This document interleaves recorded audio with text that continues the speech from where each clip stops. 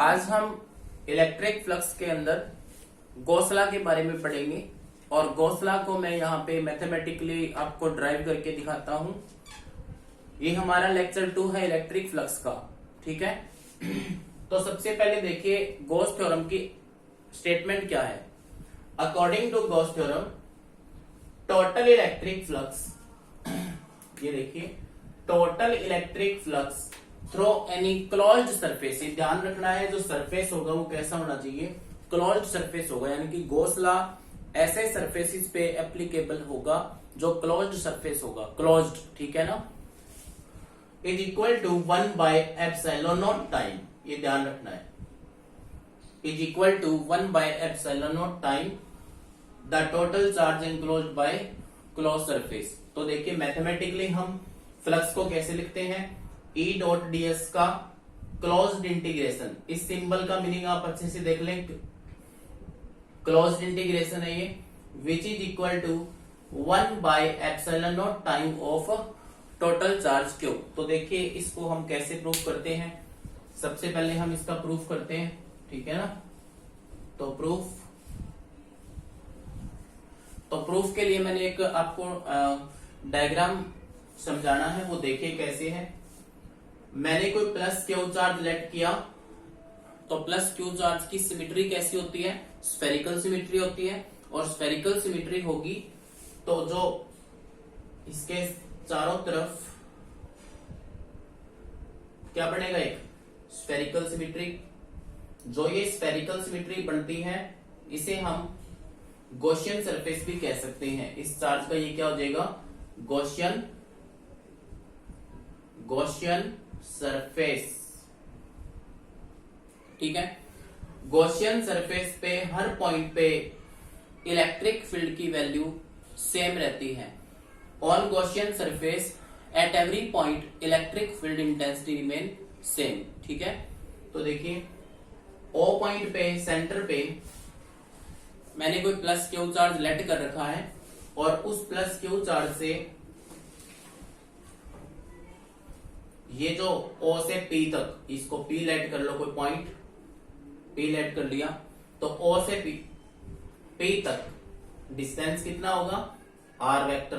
तो R vector की direction कौन शो करता है, R यूनिट वेक्टर, ठीक है ना। इतना क्लियर हो गया आपको। अब P पॉइंट पे मैंने एक स्मॉल एलिमेंट या हम बोल सकते हैं स्मॉल एरिया लेट कर लिया, तो वो स्मॉल एरिया कितना लेट किया मैंने, दैट इज ds। तो इस स्मॉल एरिया की डायरेक्शन कहां होगी, देखिए लास्ट लेक्चर में बताया था एरिया की डायरेक्शन कहां पे होती है, उसके नॉर्मल होती है, परपेंडिकुलर होती है। इसलिए इस एरिया वेक्टर की जो डायरेक्शन है वो कहां पे शो करेंगे, हम आउटसाइड में शो करेंगे। तो देखिए ये जो वेक्टर है इसे हम क्या बोल रहे हैं यहाँ पे, ds वेक्टर, यानी कि एरिया वेक्टर। और एरिया वेक्टर को लिखते कैसे हैं, ds इंटू एन कैप, ये चीज मैंने आपको कल बताई थी। यानी कि इस एरिया वेक्टर की डायरेक्शन कौन दे रहा है, एन कैप दे रहा है। इतना क्लियर है। तो देखिए अगर ये पॉजिटिव चार्ज है तो पॉजिटिव चार्ज की इलेक्ट्रिक फील्ड लाइन भी कहां पे डायरेक्टेड है, आउटवर्ड डायरेक्टेड है। तो इलेक्ट्रिक फील्ड लाइन की डायरेक्शन भी कहां से, O से P आउटवर्ड। इतनी बात क्लियर होगी आपको, electric field is acting outward, ठीक है। तो ये हमारा जो स्फीयर है that is Gaussian surface, centre पे कोई प्लस क्यू चार्ज है, O से P R वेक्टर है, और R वेक्टर की डायरेक्शन कौन दे रहा है, R यूनिट वेक्टर। ये ध्यान रखना है, R वेक्टर की डायरेक्शन कौन देता है, R यूनिट वेक्टर। और एरिया वेक्टर की डायरेक्शन कौन शो करता है, एन कैप। तो अब प्रूफ करते हैं इस गॉस थ्योरम को, जिसमें हम सबसे पहले देखते हैं, देखिए late plus Q charge at O point, बंद करिए, स्टॉप, देयर वाज डिस्टर्बेंस। देखिए कंटिन्यू करते हैं, late plus Q charge at O point. तो O पॉइंट पे हमने क्या लेट कर लिया, प्लस क्यू चार्ज। तो मैंने आपको अभी बताया है कि इस प्लस क्यू चार्ज की वजह से ये जो गॉसियन सरफेस है, इस गॉसियन सरफेस पे इलेक्ट्रिक फील्ड की वैल्यू हर पॉइंट पे क्या होती है, सेम होती है, ठीक है ना। तो देखिए ऑन गॉसियन सरफेस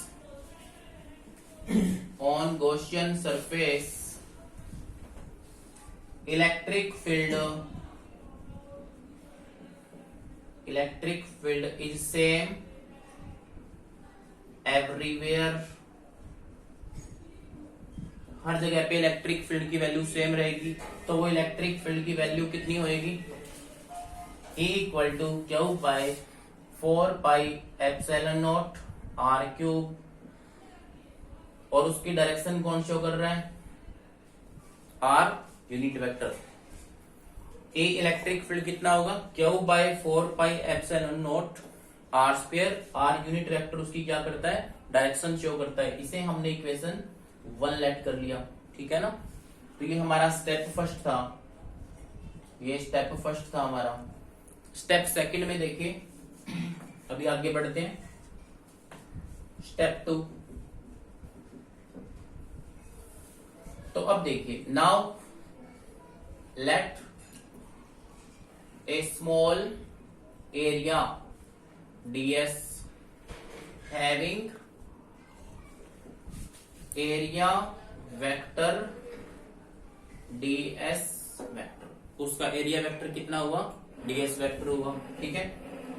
तो देखिए उस ds वेक्टर को हम कैसे लिख सकते हैं, ds into n cap, that is second equation, second equation है ये, ठीक है ना। तो देखिए ये स्मॉल जो सरफेस हमने कंसीडर किया हुआ है, इस स्मॉल सरफेस पे हमें अगर फ्लक्स निकालना हो, इलेक्ट्रिक फ्लक्स निकालना हो, तो फ्लक्स का फॉर्मूला क्या बताया वो आपको, इलेक्ट्रिक फील्ड इनटू एरिया। तो इसका एरिया कितना लेट किया हुआ है, दैट इज ds, ठीक है ना। तो देखिए इसलिए स्मॉल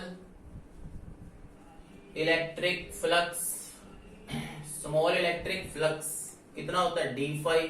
तो d∅ को कैसे लिखेंगे आप, E डॉट ds, और उसका क्लोज्ड इंटीग्रेशन, ये ध्यान देना आपने, closed integration, because close surface है ये बड़ा, ठीक है ना।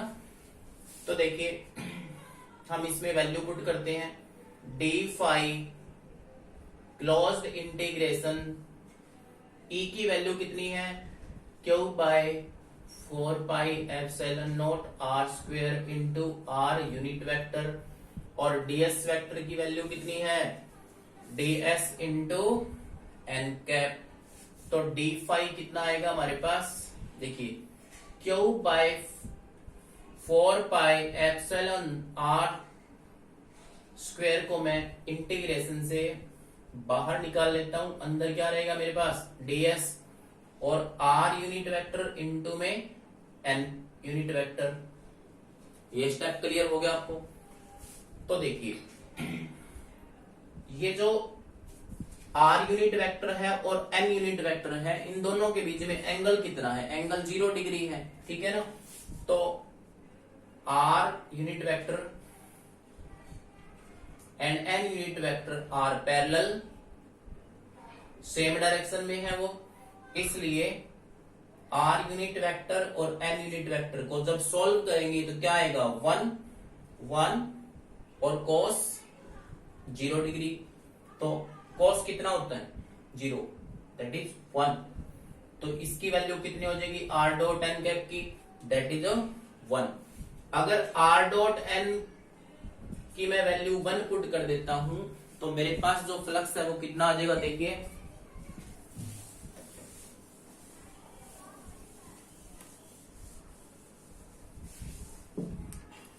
ये प्रूफ करना है, ये मैं लिख लेता हूं एक बार, ठीक है। तो देखिए उसके बाद इक्वेशन लेट कर लेते हैं इसको 3। तो फ्रॉम थर्ड इक्वेशन से स्मॉल फ्लक्स इक्वल टू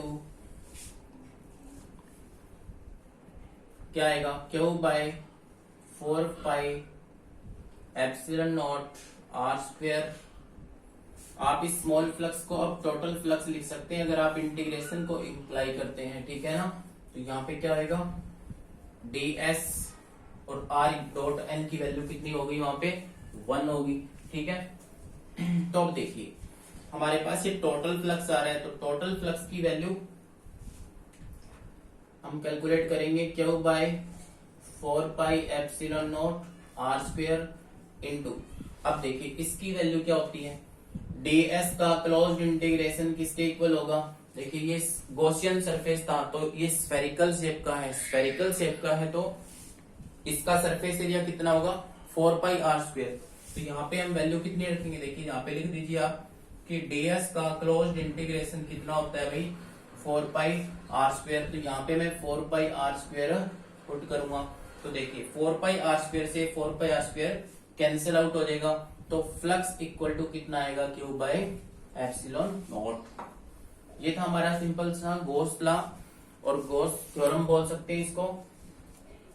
अभी देखते हैं इसके कुछ स्पेशल केसेस हैं। न्यूमेरिकल्स इस टॉपिक पे बहुत पूछे जाते हैं एग्जाम में, तो इसलिए मैं उन सभी पॉइंट्स को डिस्कस कर लेता हूं आपके साथ, जिसमें सबसे फर्स्ट स्पेशल केस मैं आपसे बताता हूं।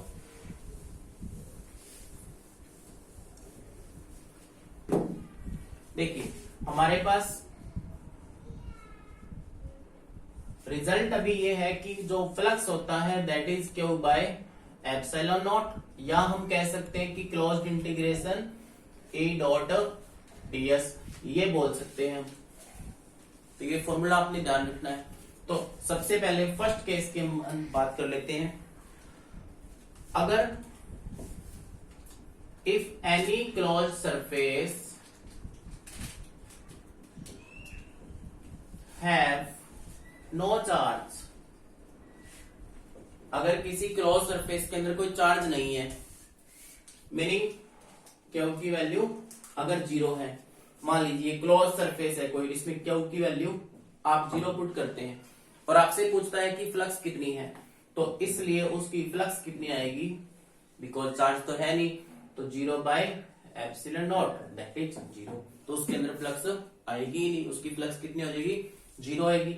अभी मैं कुछ सेकंड केस डिस्कस करता हूं आपसे बोल दिया जाए कि किसी क्लोज सरफेस के अंदर, किसी क्लोज बॉडी के अंदर एक डाइपोल को रखा हुआ है, या आपसे ऐसे बोले कि एक क्लोज सरफेस के अंदर इक्वल पॉजिटिव और इक्वल नेगेटिव चार्ज पड़े हैं, तो वहां पे इलेक्ट्रिक फ्लक्स कितना होगा। तो देखिए इफ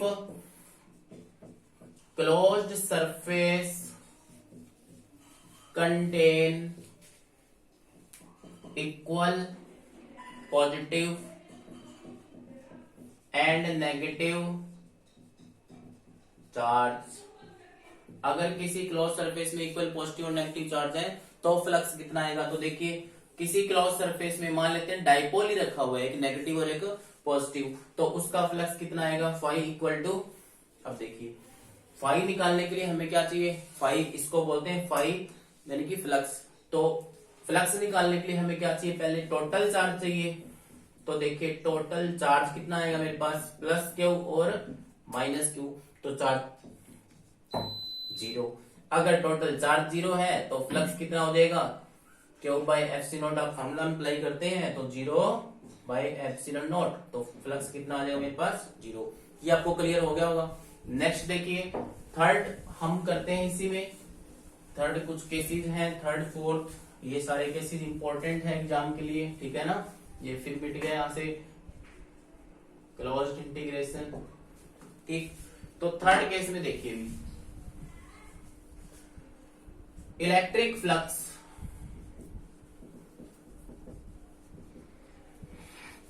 डू नॉट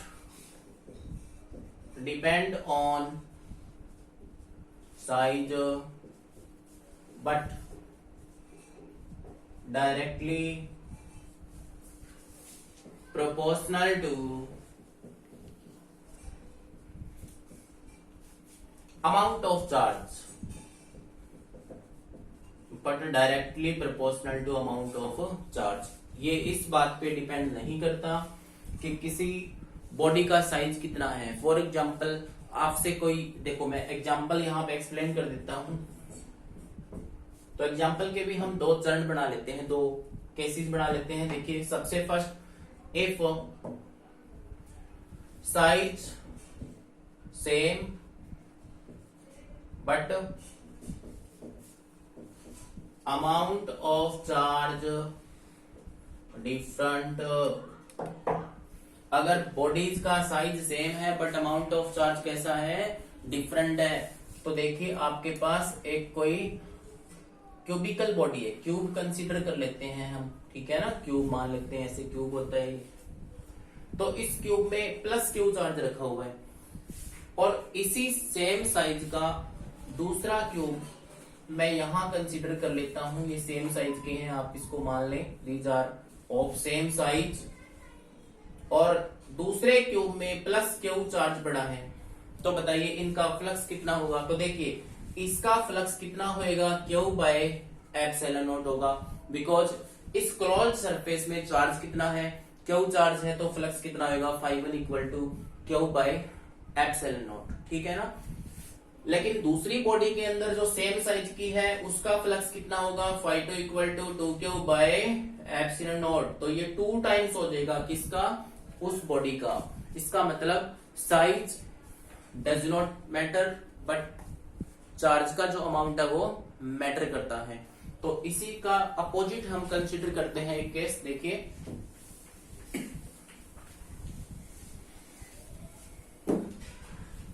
इसी का अपोजिट कर लेते हैं। इफ साइज डिफरेंट हो बट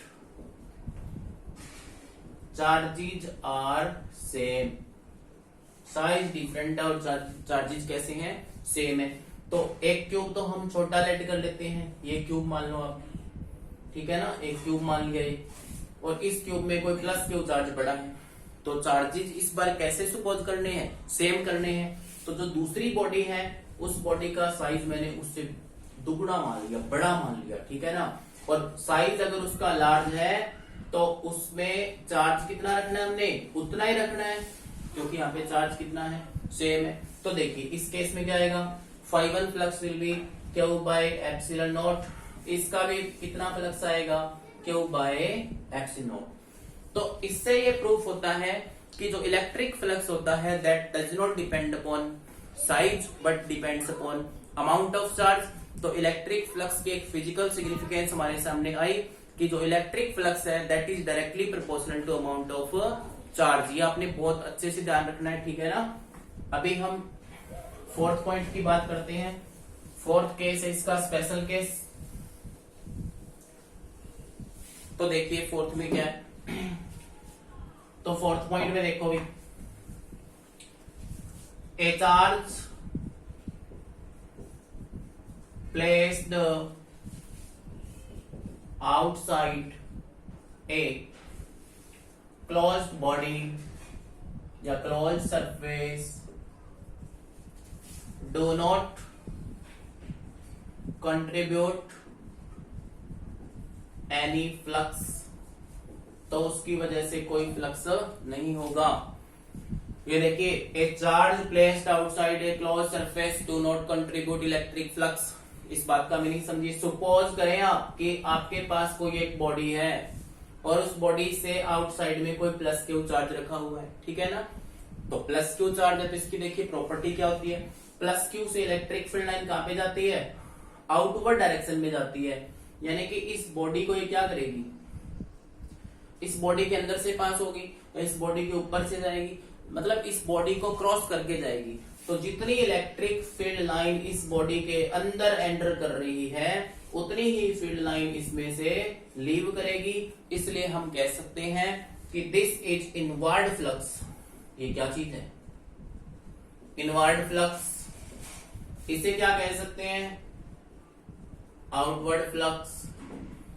तो आपने ध्यान रखना है कि इस बॉडी में जितना फ्लक्स, मैं बार बार फ्लक्स कर रहा हूं, आपको ये बात क्लियर हो रही है ना कि फ्लक्स होती क्या है, number of field line passes through a given area.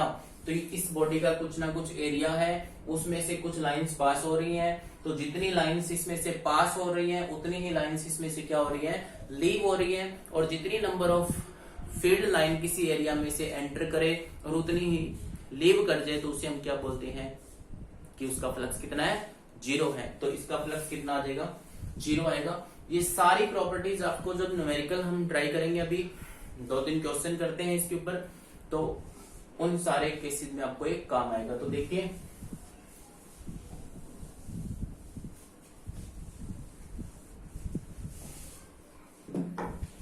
First numerical question number first, if a body consist of 3 charges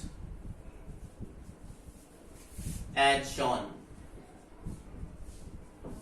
अगर किसी बॉडी में 3 चार्ज कुछ इस तरह से आपको प्रदर्शित किए हुए हैं, दिखाए हुए हैं। देखिए इस बॉडी के अंदर ये 3 चार्जेज हैं, Q1, Q2 and Q3। There are 3 charges, ठीक है। वेयर, स्टेटमेंट देख लीजिए आगे, where Q1 equal to 5.0 नैनोकूलम, Q2 आपको दे रखा है 3.0 नैनोकूलम एंड Q3 आपको दे रखा है 10.0 नैनोकूलम। तो आपसे पूछा जा रहा है फाइंड फ्लक्स या फाइंड टोटल फ्लक्स। तो देखिए इस तरह के न्यूमेरिकल में हमने क्या करना है, पूरी बॉडी पे टोटल चार्ज कितना है, पूरी बॉडी के अंदर टोटल चार्ज कितना है, सबसे पहले हम वो कैलकुलेट करेंगे। तो देखिए टोटल चार्ज कितना आएगा, टोटल चार्ज हम सबको ऐड करेंगे because charge can be added algebraically. तो टोटल चार्ज कितना आएगा, Q1 की वैल्यू देखिए कितनी है 5 नैनोकूलम, ये 0.0.0.0, ये तो घुमाने के लिए क्वेश्चन में। तो 5 प्लस 3 प्लस कितना हो जाएगा 10, ठीक है। बाय द वे अगर इस क्वेश्चन में आपको -10 दिया हुआ है तो यहां पे आप क्या कर देंगे, नेगेटिव कर देंगे, ठीक है। तो 5 3 8 -10 कितना हो जाएगा -2 नैनोकूलम, यानी कि बॉडी पे टोटल चार्ज -2 नैनोकूलम है और -2 नैनोकूलम को मैं लिख सकता हूं 10⁻⁹ कूलम, यानी कि मेरे पास चार्ज कितना आ गया, ठीक है ना। अगर चार्ज कितना है बॉडी पे, तो अभी हमें क्या निकालना है, फ्लक्स निकालना है। फ्लक्स का फॉर्मूला क्या होता है, Q/ε0 होता है, ठीक है। तो फाई इक्वल टू क्या आएगा, चार्ज कितना है मेरे पास -2 इंटू 10⁻⁹, ε0 की वैल्यू कितनी होती है भाई 8.854 10⁻12, ठीक है। इसको जब सोल्व करेंगे तो अपना क्या आ जाएगा, आंसर आ जाएगा। तो इसको आप कैलकुलेट कर सकते हैं फ्लक्स की वैल्यू को, ठीक है इतना। अभी देखिए एक क्वेश्चन और करते हैं।